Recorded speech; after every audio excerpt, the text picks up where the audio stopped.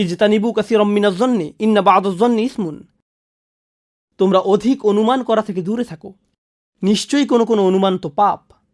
কোনো কোনো অনুমান খুব ভয়াবহ পাপে পরিণত হতে পারে। ধারণা করা থেকে দূরে থাকো। মানুষকে সন্দেহের ক্ষেত্রে সুবিধা দান করুন। আপনি ওই দুজনকে চিনেন না, তারা পরস্পরের হাত ধরে আছে এবং ওই দিকে হেঁটে যাচ্ছে। ওহ, নিশ্চয়ই তারা বিবাহিত, অথবা হয়তো তারা ভাই বোন। না না, আমার তো মনে হয় না।